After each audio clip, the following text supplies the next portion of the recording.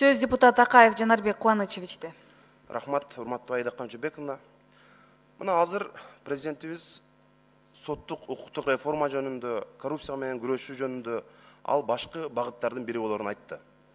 Бирок президенттин айтканын төмөнкү инстанцияларга, мамлекеттик кызматкерлерге жетпей атат. Коррупция кадимкидей уланып, гүлдөп атат. Мына маркум кесиптешибиз журналист Улан Эгизбаев көрүстөндөрдү сатуу боюнча маселени көтөрүп чыккан.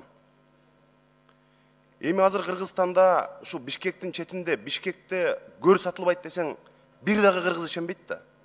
Өкмөттө иштеген, мына өз өкмөттө иштеп аткан, министрликте иштегендер өздөрү жакындары көз жумганда барып көр сатып алып атпайбы, мүрзө сатып алып атпайбы ошоктон. Өздөрү сатып алып атат. Ошонун баары мына жакында Лен райондук сотунун судьялары ошол Улан Эгизбаевка интервью берип, көр сатылып атат деп айтып чыккан адамдарды, даттангандарды күнөөлүү деп таап, айыппулга жыгып коюптур. Силер эми ошону туура эмес маалымат бергенсиңер, Кыргызстанда Бишкекте көр сатылбайт, силер жалган сүйлөпсүңөр деп туруп, сот аны айыптуу деп таап, анын үстүнө, өлгөндүн үстүнө көмгөн кылып, акчалай айып салып коюптур. 20 000 сом төлөп бересиң деп. Эми ушундан кийин Кыргызстанда коррупция болуп атат, уурлук болуп атат деп бирөө жарым айтып чыгабы? Тескерисинче, ошо эжүрөктүк кылып, тармактагы коррупцияны айтып чыккан адамдарга биз урмат, сый мамиле кылып, сен ушундай чоң былык иштердин бетин ачканга жардам бердиң, ачык айтып чыктың деп туруп, аларга биз сыйлык беришибиз керек да. Аларды кыргыз коомуна үлгү катары көрсөтүшүбүз керек. Силер мына унчукпай жатып албай, тармактагы коррупцияны айтып чыктыңар деп. Бул канчалык сенсациялуу телепрограмма болгон. Элдин баарынан сурап чыккан азыр мына Кыргызстанда. Бишкектин четинде, Бишкектеги мына көр сатылабы, сатылбайбы деп. Кызылдай акчага сатылып атат.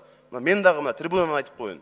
Бүгүнкү күндө дагы ошол Улан Эгизбаевдин телепрограммасы чыккандан кийин дагы мына бүгүн дагы кызылдай акчага сатып атышат.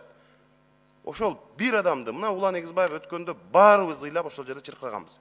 Өкмөт башчыдан баштап президент аны ата-энесин кабыл алып, бизге мындай балдарды үлгү кылышыбыз керек деп. Бирок анын жасаган ишинин бирөөсүнүн дагы жыйынтыгын чыкпадык го. Эми ушунсек бизге эл ишенеби? Сөзүбүз башка, ишибиз башка болбош керек да. Каржы полициясынын тергөөсү абдан чабал жүрүп атат.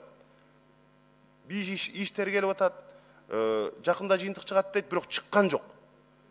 Эми ошол Улан сыяктуу балдардын жасаган эмгегин биз жалпы өспүрүм муунга, коррупция менен күрөшөм деген адамдарга, адилеттүү болумга умтулган адамдарга үлгү кылып көрсөтүшүбүз керек да. Тескерисинче алардын алып чыккан маселесинен жыйынтык чыгарбай атабыз.